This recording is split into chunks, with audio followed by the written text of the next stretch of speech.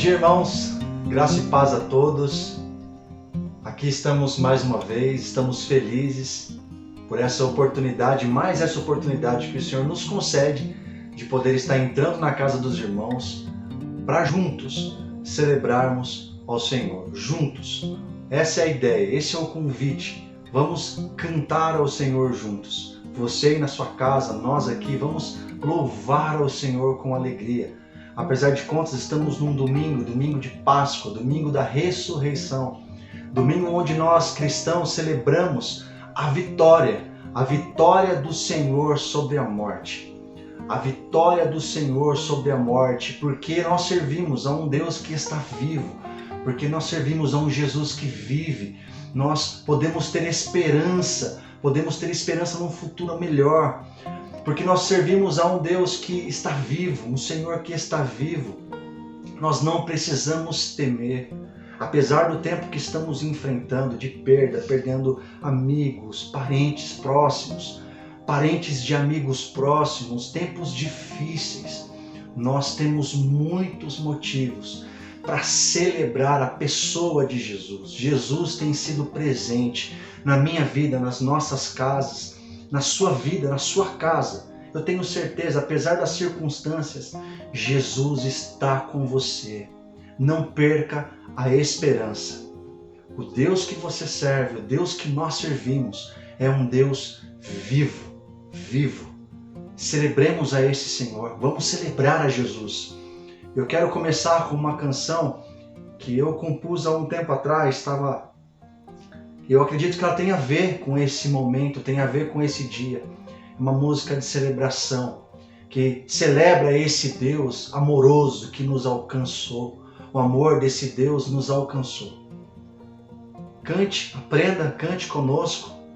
O nome dessa música é O Amor de Deus.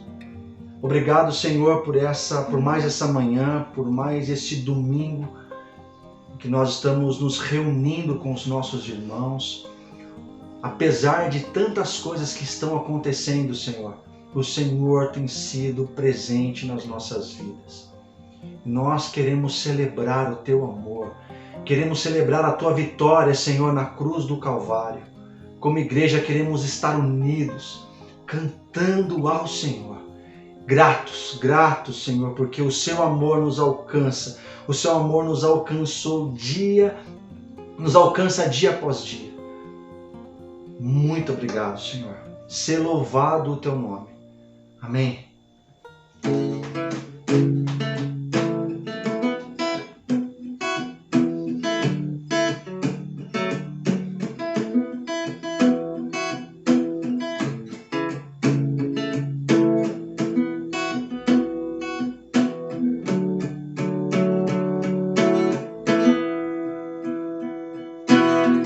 O amor de Deus me alcançou. Eu ouvi Sua voz me chamar. Mesmo sendo eu pecador, Ele decidiu me amar. O amor de Deus me alcançou. Eu ouvi Sua voz me chamar. Mesmo sendo eu pecador, Ele decidiu me amar. Mesmo sendo Deus e Rei, Ele se esvaziou, veio e se fez homem como eu, assumiu o meu lugar, levando a minha cruz. E hoje eu só quero adorar. Exaltado venceu o Cordeiro de Deus, a morte não pôde o conter. Acima de tudo Ele está e habita entre nós. Teu reino jamais terá fim.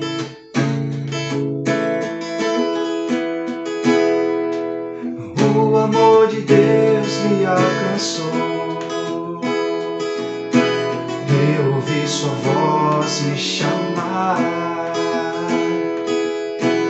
mesmo sendo eu um pecado, Ele decidiu me amar. Mesmo sendo Deus e Rei, Ele se esvaziou, veio e se fez homem como eu, assumiu o meu lugar, levando a minha cruz. E hoje eu só quero adorar. Exaltado venceu o Cordeiro de Deus, a morte não pôde o conter. Acima de tudo Ele está e habita entre nós. Teu reino jamais terá fim. Exaltado venceu o Cordeiro de Deus, a morte não pôde o conter. Acima de tudo Ele está e habita entre nós. Teu reino jamais terá fim. Aleluia, Senhor. Teu reino jamais terá fim, Senhor. Nós te louvamos porque o Senhor vive e reina nos nossos corações. Está conosco e é fiel, é bom o tempo todo. Aleluia, Senhor. Ele vive e reina em nossos corações, Cristo Senhor. Ele vive e reina em nossos corações, Cristo Senhor. Ele vive e reina em nossos corações, Cristo Senhor. Cante ao Senhor, Ele vive. Ele vive e reina em nossos corações, Cristo Senhor. Exaltado venceu o Cordeiro de Deus, a morte não pôde o conter. Acima de tudo Ele está e habita entre nós. Teu reino jamais terá fim. Exaltado venceu o Cordeiro de Deus, a morte não pôde o conter. Acima de tudo Ele está e habita entre nós. Teu reino jamais terá fim. Teu reino jamais terá fim. Aleluia, Senhor. Teu reino jamais terá fim. Amém, Senhor. Amém. Amém, Senhor.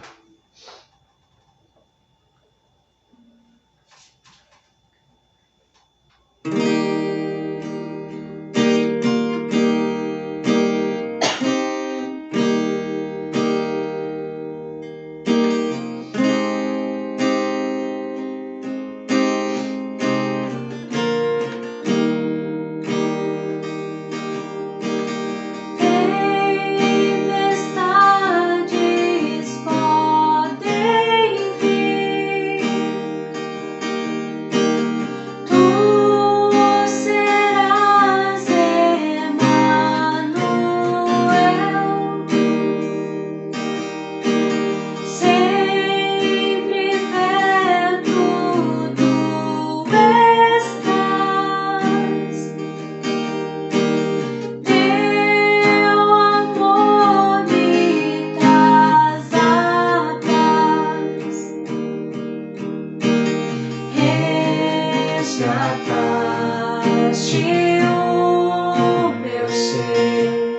não há vergonha mais em mim.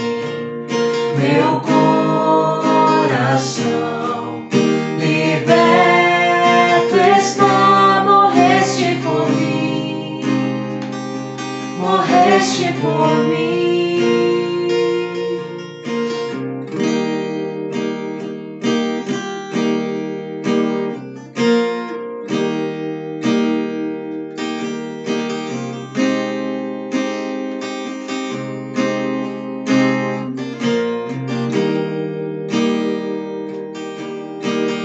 As riquezas não me atraem, tesouros não me encantam mais. Meu bem maior sempre será Senhor. andar contigo, ó meu Deus. Resgataste o meu ser, não há vergonha mais em mim. Meu coração liberto está, morreste por mim, morreste por mim, morreste por mim, morreste por mim.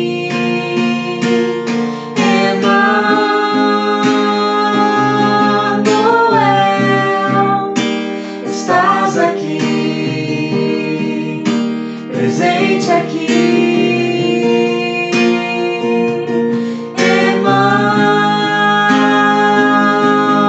Emanuel, Rei da paz, nosso Deus.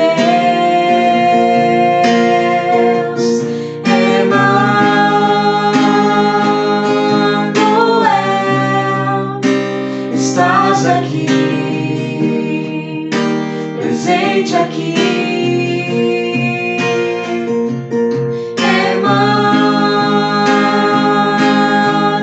Emanuel, Rei da paz, nosso Deus.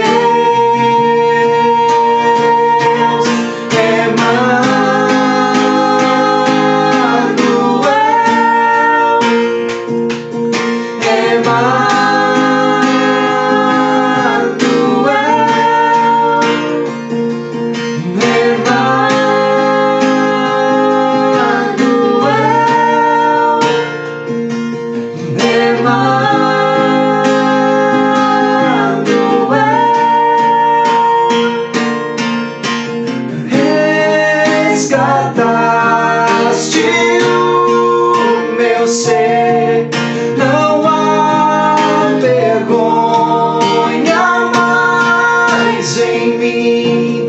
Meu coração liberto está, morreste por mim, morreste por mim, morreste por mim, morreste por mim. Emanuel,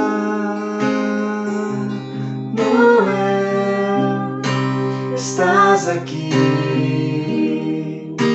presente aqui. Obrigado, Senhor. Emanuel,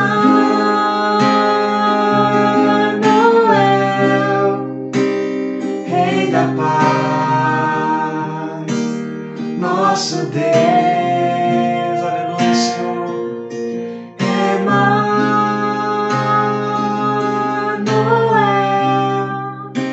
estás aqui, presente aqui. Aleluia.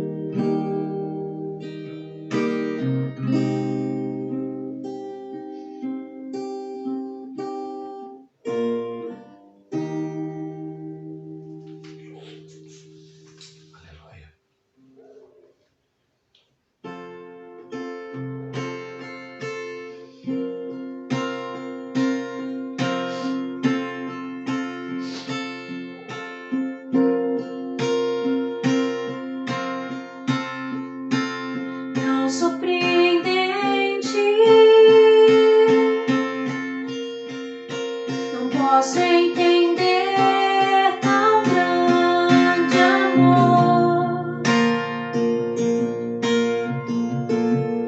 que com sangue me limpou.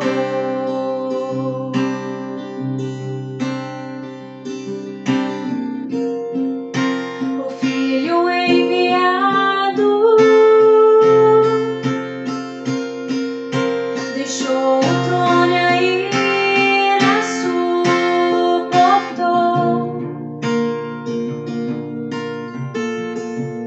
O seu sangue derramou.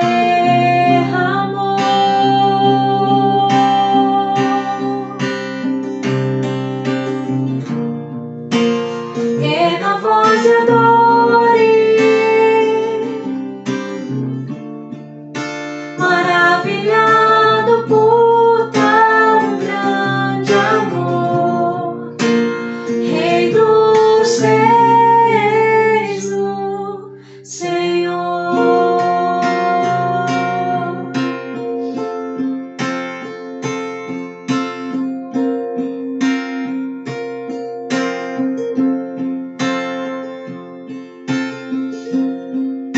Contemple o Cordeiro,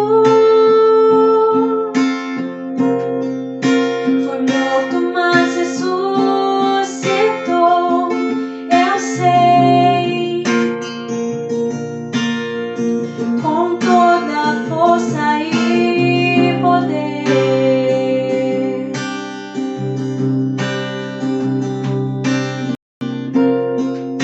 E agora exaltado,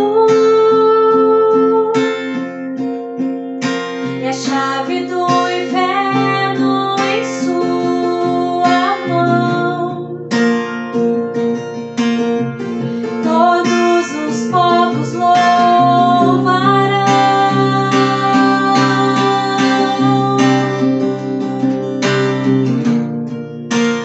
Erga a voz e adore, maravilhado por tão grande amor. Rei dos reis, o Senhor.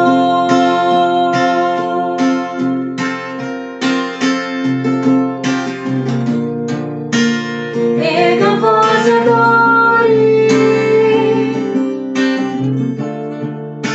maravilhado por tão grande amor. Rei dos reis, o Senhor.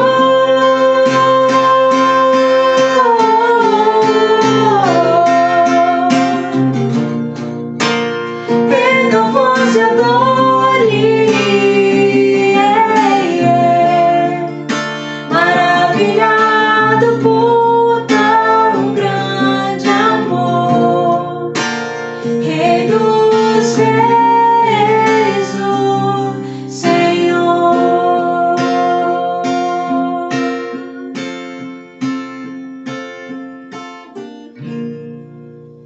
Erga a voz e adore, maravilhado por tão grande amor.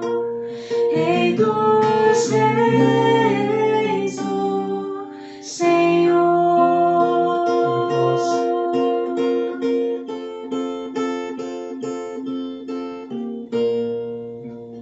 Erga a voz e adore, maravilhado por tão grande amor. Rei dos reis, o Senhor.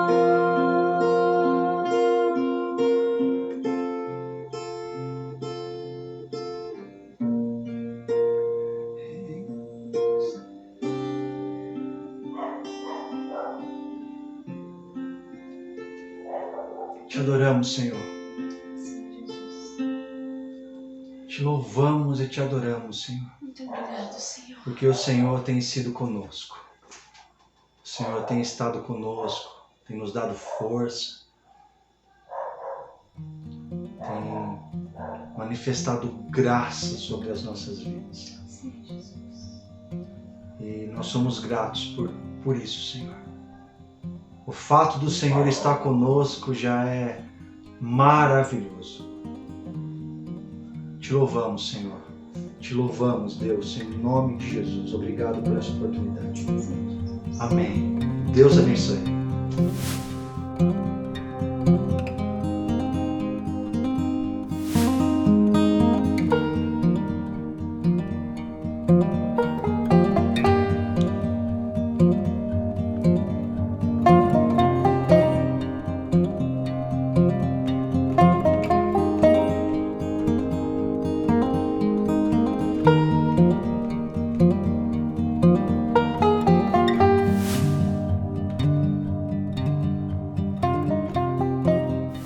Olá, irmãos, graça e paz, muito bom dia, domingo de Páscoa, domingo da ressurreição.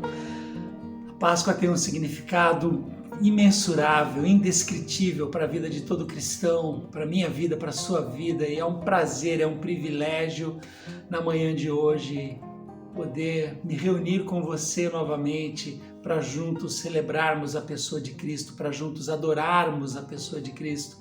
Muito, muito obrigado por me receber aí na sua casa mais uma vez.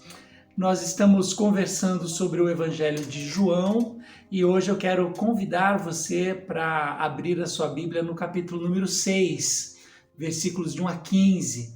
Evangelho de João, capítulo número 6, versículos de 1 a 15. Nós já estudamos esse texto algumas vezes, já fizemos algumas referências na nossa igreja sobre esse texto algumas vezes. Hoje eu quero abordar algumas coisas um pouco diferentes com você. Evangelho de João, capítulo número 6, versículos de 1 a 15. Eu estou com a minha aqui aberta, com a minha Bíblia aberta. Se você já abriu a sua, vamos fazer a leitura juntos. Evangelho de João, capítulo número 6, versículos de 1 a 15. Algum tempo depois, Jesus partiu para outra margem do mar da Galileia, ou seja, o mar de Tiberíades. A grande multidão continuava a segui-lo porque vira os sinais milagrosos que ele tinha realizado nos doentes. Então Jesus subiu ao monte e sentou-se com os seus discípulos. Estava próximo à festa judaica da Páscoa. Levantando os olhos e vendo uma grande multidão que se aproximava, Jesus disse a Felipe: onde compraremos pão para esse povo comer? Fez essa pergunta apenas para pô-lo à prova, pois já tinha em mente o que ia fazer. Felipe lhe respondeu: 200 denários não comprariam pão suficiente para cada um receber pelo menos um pedaço. Outro discípulo, André, irmão de Simão Pedro, tomou a palavra: aqui está um rapaz com 5 pães de cevada e 2 peixinhos. Mas o que é isso para tanta gente? Disse Jesus: mandem o povo assentar-se. Havia grama, muita grama naquele lugar, e todos se assentaram. Era cerca de 5.000 homens. Então Jesus tomou os pães, deu graças e o partiu entre os que estavam assentados, tanto quanto queriam, e fez o mesmo com os peixes. Depois que todos receberam o suficiente para comer, disse aos seus discípulos: ajuntem os pedaços que sobraram, que nada seja desperdiçado. Então eles os ajuntaram e encheram 12 cestos com pedaços dos 5 pães de cevada, deixados por aqueles que tinham comido. Depois de ver o sinal milagroso que Jesus tinha realizado, o povo começou a dizer: sem dúvida, este é o profeta que deveria vir ao mundo. Sabendo Jesus que pretendiam proclamá-lo rei à força, retirou-se novamente sozinho para o monte. Vamos orar? Deus, nosso Pai, que a Tua palavra encontre morada no nosso coração, que a Tua palavra produza vida na nossa vida, que a Tua palavra nos modifique, nos transforme, nos encoraje, nos molde, nos mude, nos capacite, que a Tua palavra cumpra em nós o Teu propósito, para a honra e para a glória do Teu nome e para a alegria nossa, que somos um povo que se chama pelo teu nome. Amém. Amém. Irmãos, semana passada nós estávamos em Jerusalém. Semana passada a nossa história aconteceu ali no tanque de Betesda. A semana passada Jesus curou milagrosamente um homem que já há 38 anos tinha a mesma enfermidade. E hoje nós estamos ali no lago de Tiberíades, lago que recebeu esse nome, ou o Mar da Galileia, ou o Mar da Galileia, que recebeu o nome de Tiberíades por Herodes Antipas, porque queria homenagear o imperador da época, que ele tinha o nome na mesma cidade, e ali política, tá? Politicagem, o Mar da Galileia também era conhecido como o Tiberíades. E a gente sai de Jerusalém e está ali em Tiberíades, no lago, uma outra região, uma região um pouco mais deserta. Jesus, ele, depois do que acontece no capítulo anterior, ele sai dali com os seus discípulos e ele vai procurar um lugar um pouco mais afastado, um pouco mais reservado. E ali a gente vai ver um dos 2 milagres descritos no Evangelho de João. João descreve apenas 2 milagres. Jesus anda sobre as águas e Jesus multiplica os pães. E esse é o primeiro milagre que o João descreve. Por que essa economia em milagre? Bom, por uma razão bem simples. João, quando ele escreve o seu Evangelho, ele diferente dos outros evangelhos sinóticos, o João ele quer despertar nos seus ouvintes uma confiança em Jesus. João quer que a gente ouça de Jesus, aprenda de Jesus, ame Jesus e ouça tudo isso da boca de Jesus mesmo. Então, assim, essa economia em contar milagre, ele não fica contando vários milagres, vários acontecimentos, tanto que o capítulo número 6 começa com a narrativa algum tempo depois, quando você vai lá para o Evangelho de Marcos, para o Evangelho de Lucas, para o Evangelho de Mateus, vai entre esse período de sair do poço, do tanque, né, até chegar em Tiberíades, outros milagres acontecem, Jesus prega, por isso que essa multidão vem seguindo. E Jesus está indo para lá e o João faz essa narrativa de uma forma bem econômica porque ele tinha outras intenções ao narrar a história. E esse é o primeiro milagre que ele narra, o milagre da multiplicação dos pães. É bastante interessante que quando esse milagre ele é narrado, aparece pelo menos 4 soluções para eles. A primeira solução não está descrita no Evangelho de João, a primeira solução está descrita lá no Evangelho de Marcos, a hora que a multidão está lá, entardecendo, não dá para comprar pão, aquela história toda, os discípulos falam para Jesus assim, Jesus, manda essa multidão embora. Aí a segunda solução que aparece é a solução do Felipe. Olha, a gente precisa de dinheiro para poder comprar pão para tanta gente. Aí a terceira solução que aparece é a solução do Pedro. Olha, tem um garoto aqui que tem alguns pães, além desses pães, alguns pequenos peixes, mas nem o Pedro confiava muito ali no que poderia acontecer. E aí a quarta solução nessa situação, que é a solução de Jesus, que é a solução para valer mesmo, que é a solução que funciona. Eu quero destacar dentro desse contexto com você algumas coisas. Queria que você entendesse também que quando Jesus se afasta, o contexto geral, o contexto do texto, o pano de fundo do texto, ele começa a ser perseguido declaradamente no capítulo anterior por causa da cura no sábado. João morre decapitado e a notícia chega sobre a morte do João decapitado por Herodes. E aquele povo seguindo, e aquele povo aglomerando, aquele povo vindo de todas as regiões do Cafarnaum, porque eles viam e ouviam acerca dos milagres que Jesus fazia. Então é importante que você entenda que não só Jesus, mas os discípulos estavam num contexto de cansaço. Eles estavam cansados, eles estavam tristes pela morte do João, cansados pela situação de perseguição e pela situação da multidão sempre aglomerada. Então, isso é importante você ter em mente. É importante você ter em mente Porque às vezes eu e você nos cansamos. Às vezes eu e você temos absoluta certeza de que estamos passando por situações, por provações, por necessidades que a gente não vai conseguir superar. Eu e você às vezes nos sentimos cansados.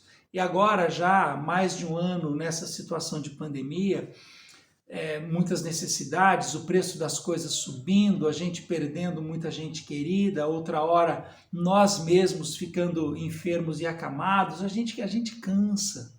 Então eu quero que você compreenda bem que Jesus não está alheio nem apático a essa situação.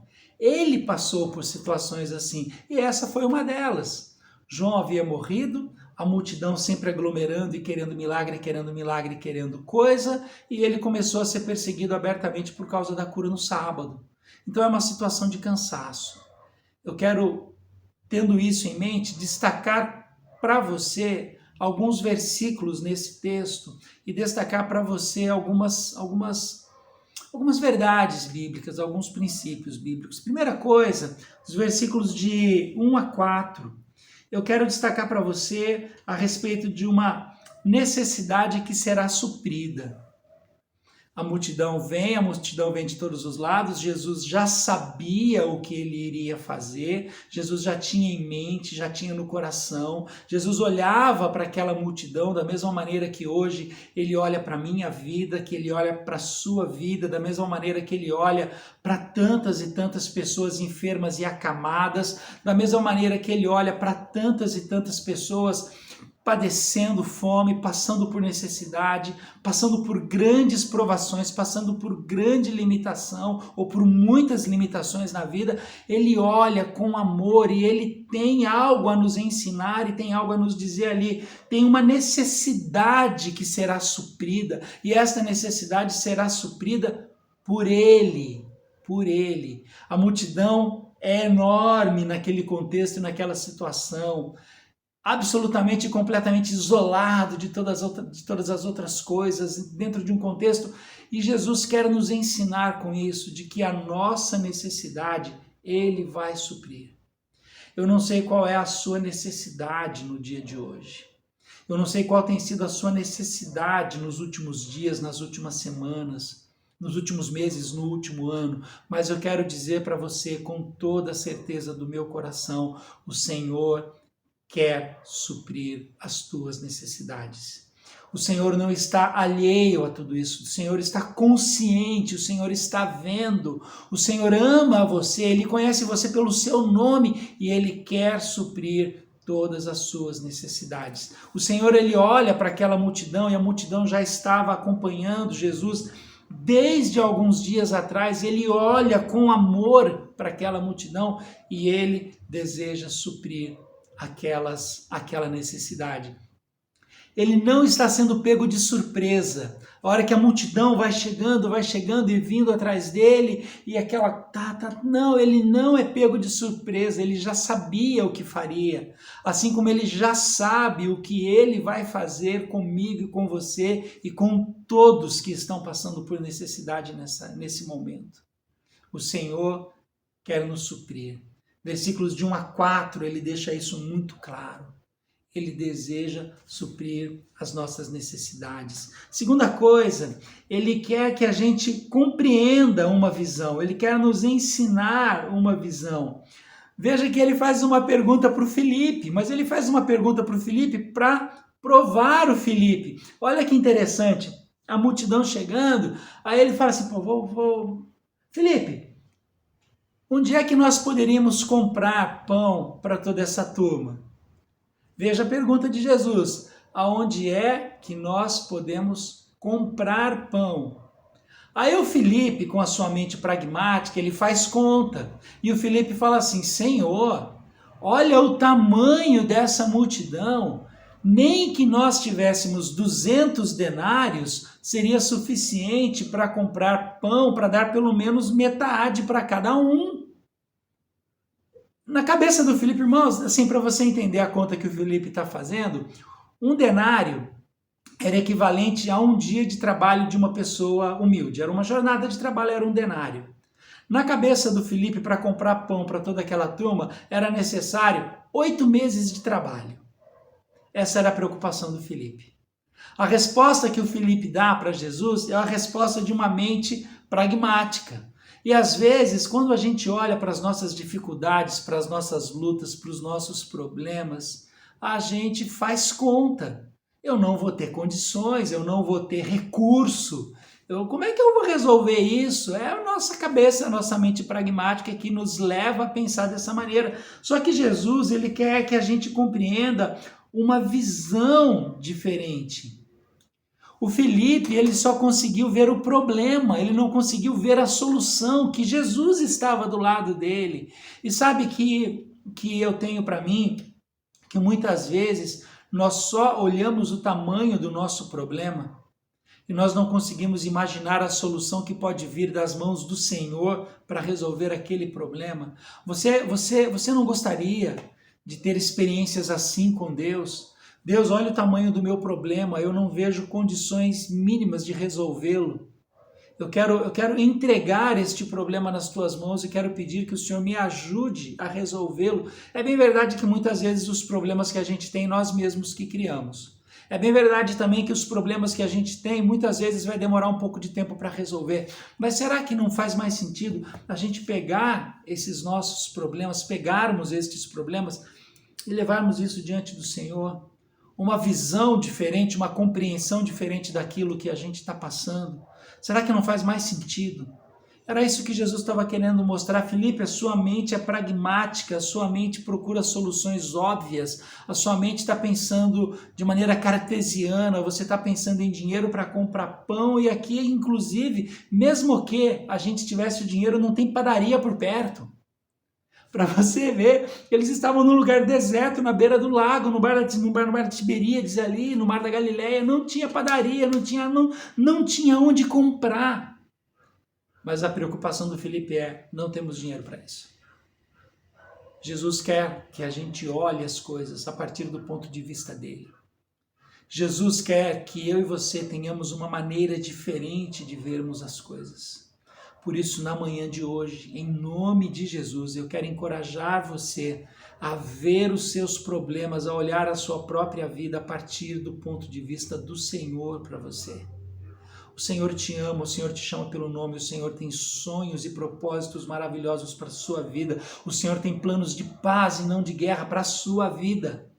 Comece a olhar e a ver as coisas do ponto de vista de Deus. Irmãos, vocês me conhecem, eu sou pastor dessa igreja há mais de 20 anos, nós caminhamos juntos todo esse tempo, e você sabe o quanto é difícil para mim compartilhar com você esse sentimento, esse pensamento e esse ensino, porque eu sou o tipo de cara que sempre olha para o copo e vê o copo meio vazio. Então preste atenção, o que eu estou dizendo para você na manhã de hoje, o Senhor está falando comigo para que eu aprenda junto com você. Vamos olhar e vamos perceber as coisas do ponto de vista de Deus, Sabe que o cara que é pessimista, ele sofre mais do que o cara que é otimista. O cara que é otimista, se tudo der errado, ele vai sofrer uma vez, porque deu errado, sofreu. Queria tanto que deu errado. O otimista sofre uma vez. O cara que é pessimista, ele sofre durante todo o processo. Sofre muito mais. Eu sofro muito mais. E na manhã de hoje, falando estas coisas com você, o Senhor está falando comigo. Eu tenho que aprender isso. Eu quero aprender isso junto com você. Comece a olhar os problemas da sua vida a partir do ponto de vista do Senhor. Terceira coisa, o Senhor, ele quer que um déficit humano seja superado. Os versículos 8 e 9, no meio da multidão, aparece um garoto que ganhou um lanche da mãe e levou o lanche para ver Jesus pregar. Está lá na mochila do menino. 5 pães e 2 peixes. Preste atenção que o João é o único que relata o fato de que os pães eram pães de cevada. O que isso significa? Era o pão mais simples que você puder imaginar. Mais simples. Bolinho de chuva. Água, trigo, um ovo se tiver, frigideira. A coisa mais simples do mundo. Põe fermento, senão o bolinho fica duro. O pão de cevada que o garoto tinha era o alimento mais humilde possível. O peixe que ele levava, todos os evangelhos e toda a narrativa do Novo Testamento, quando vai falar de peixe, usa a expressão ictus. Ictus, peixe, ictus. Ele lançou a rede da maneira que Jesus disse, e a hora que puxou a rede havia 100 e poucos, ictus, peixes grandes. O João, ele usa a palavra opsária, que é pequenos peixes salgados. Então imagine o seguinte, o garoto ele tinha pequenos peixes salgados, imagine manjubinha, aquelas manjubinhas salgadas, manjubinha e pão de cevada. O que é que Jesus está querendo nos mostrar com isso? Não importa os recursos que você tem, importa que esses recursos sejam colocados nas mãos do Senhor. Pães de cevada e pequenos peixes salgados. O garoto colocou aquilo nas mãos do Senhor e o milagre aconteceu. Eu e você, nós não podemos fazer o milagre, a gente não consegue, mas a gente consegue colocar os recursos na mão do Senhor e Ele faz o milagre. Eu e você, sozinhos, não conseguimos bancar todo o projeto Intensidade junto com o pastor Rodrigo, com o Rodrigão. Não conseguimos. Mas eu e você, individualmente, cada um de nós, conseguimos participar, conseguimos repartir daquilo que Deus tem posto nas nossas mãos para que o alimento chegue na mão de quem precisa. O pouco, no mínimo que você acha que você tem, é possível colocar isso nas mãos do Senhor e confiar que Ele vai fazer o milagre, que Ele vai fazer a obra. Outra coisa que a gente aprende nisso, eu já me perdi, não sei se é a quarta ou a terceira coisa ou a quinta, mas vamos colocar a quarta coisa, é necessário organização. O Senhor Jesus fala assim, gente, pega aí a multidão, versículo número 10, espalhe essa multidão, e ali havia muita grama, muito verde, e ali eles puderam se sentar, se assentaram, e ali eles foram atendidos. Organização. Em outras palavras, como os nossos irmãos bem tradicionais gostam, ordem e decência. Irmãos, é necessário organização, é necessário que você organize a sua vida. Uma vez, eu dei carona para Beth Wood, missionária canadense que estava aqui no Brasil, e ela veio passar uns dias aqui em casa. Aí a Beth entrou dentro do meu carro. Ela entrou no carro, ela olhou para o carro, aí aquela sabedoria profética, assim, ela olhou para o meu carro e ela falou assim, Milton, você precisa colocar a sua vida em ordem. A bagunça que estava no meu carro refletia a bagunça da minha vida. Hoje, eu olho a vida de algumas pessoas da nossa igreja, alguns amigos, alguns irmãos em Cristo, e eu penso assim, meu amigo, meu irmão, coloque a sua vida em ordem. É necessário que a gente coloque e tenha as coisas em ordem. É necessário, inclusive em meio à pandemia, se você está trabalhando remoto, está trabalhando a partir de casa, está indo alguns dias no trabalho, enfim, coloque a sua vida em ordem. Horário para começar, horário para acabar, horário para descansar, horário para cuidar do filho, da esposa, da família. Deus faz as suas coisas em ordem. Deus, em todo o processo da criação, a narrativa bíblica é uma narrativa de ordem. O Senhor Deus, Ele coloca ordem no caos. E o Senhor Deus, Ele usa a minha vida e a sua vida para que juntos dEle, a gente vendo o que Ele está fazendo, a gente também faça e coloque ordem no caos. Nosso Deus é um Deus de ordem. Mais uma coisa. O Senhor quer nos mostrar a multiplicação da sua generosidade. As pessoas ali, aquela multidão, 5.000 homens, fora mulheres, fora as crianças, e você já deve ter ouvido essa conta, não só de mim, mas de tantos outros. Tudo, enfim. Todos eles comeram com fartura, todos eles comeram bem, todos eles comeram até sobrar. A generosidade do Senhor não tem limites. O Senhor Jesus deu-se, se doou com generosidade, amou a você e a mim com generosidade, se entregou com generosidade e até hoje com generosidade nos provê e nos provém generosidade. E olha, generosidade é diferente de desperdício. Houve generosidade e não houve desperdício, nada foi desperdiçado, tudo aquilo que sobrou foi juntado e recolhido. O nosso Deus não é um Deus que trabalha com desperdício. Ele é generoso, mas ele não desperdiça. Ele repartiu com toda a multidão, ele fez com que os discípulos distribuíssem o pão para toda a multidão. Ele foi absolutamente, absurdamente generoso, mas não houve desperdício. Pare de desperdiçar seus recursos. Seja recurso financeiro, seja tempo, seja relacionamentos. Pare de desperdiçar as coisas que Deus tem confiado nas tuas mãos. Outra coisa, uma mordomia necessária, os versículos 12 e versículos 13. O Senhor, ele atende a todos eles. Ninguém ficou sem. E aí, aquela multidão começa a olhar aquilo e começa a ver aquilo. E como eu disse, 5.000 homens, mais mulheres e crianças, mulheres adultas, enfim, uma pequena multidão, o texto bíblico fala de multidão. Eles começam a olhar tudo aquilo e eles começam a dizer e a pensar, poxa vida, ele é profeta mesmo. Uau! E meus irmãos, olhe como é a mente humana.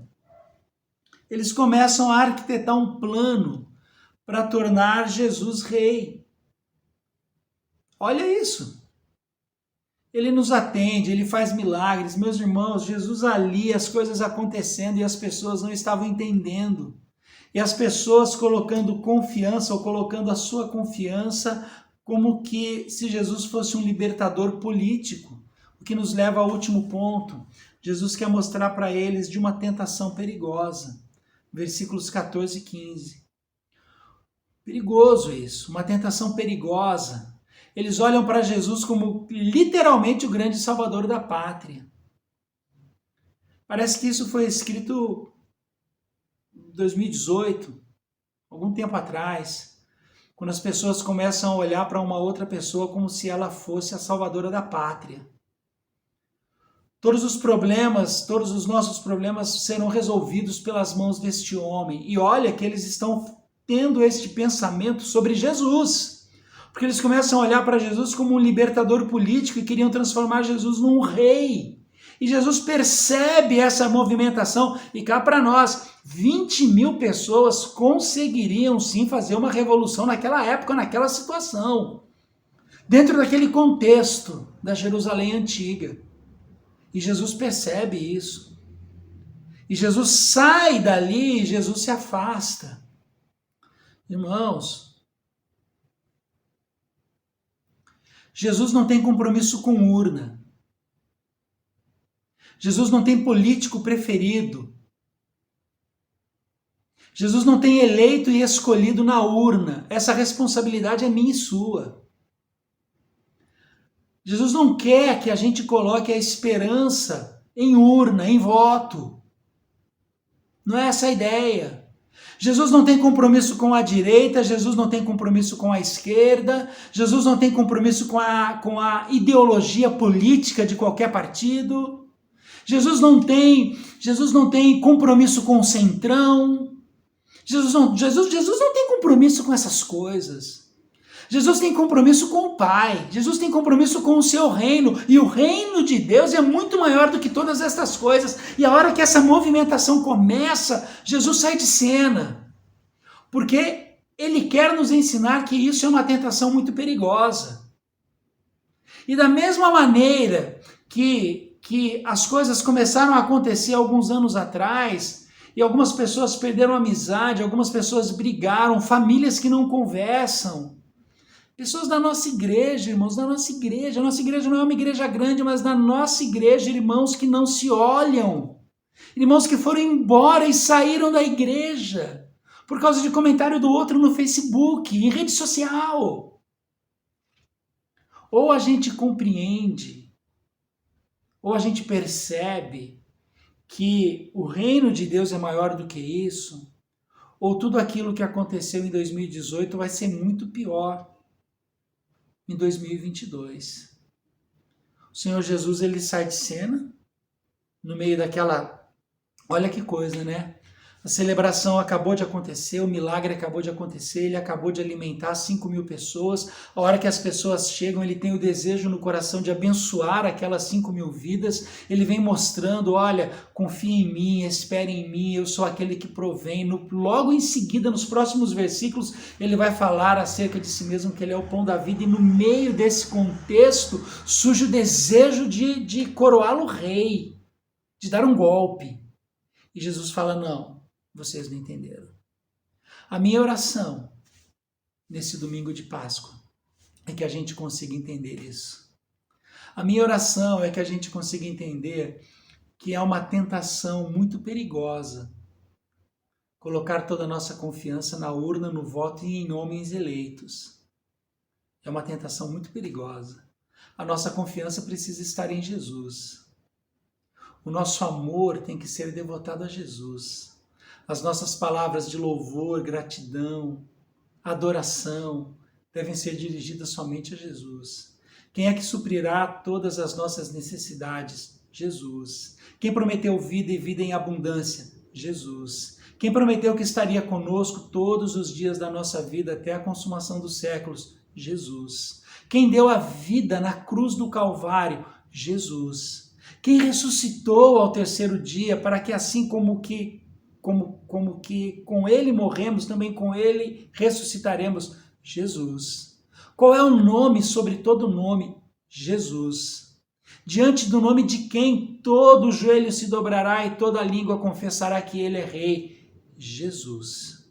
Que nessa manhã de Páscoa a gente consiga entronizar o Rei Jesus, aquele que provê, aquele que sustenta, aquele que nos mantém, e que o nosso coração, que a nossa devoção esteja focada nele e não em homens. Que a nossa esperança esteja entregue nele. Semana que vem a gente vai ver o segundo milagre. Como eu falei, João foi muito econômico e ele só relata 2 milagres. Na semana que vem a gente vai estudar o próximo milagre, quando Jesus anda sobre as águas. Nós vamos ter a ceia, a Santa Ceia. Não será aqui no YouTube, será no Zoom. Nós vamos nos ver de uma forma um pouco mais próxima ali no Zoom. E o link estará aqui embaixo na descrição, algum lugar aqui a gente vai colocar o link da reunião e nos grupos de WhatsApp da igreja. Por favor, programe-se, venha participar da ceia. Vamos fazer isso em memória daquele que se entregou, morreu e vivo está e ressuscitou. Vamos fazer isso em memória daquele que prometeu que voltará para nos buscar. Que a nossa vida exalte e glorifique o nome do Senhor, hoje e sempre. Amém.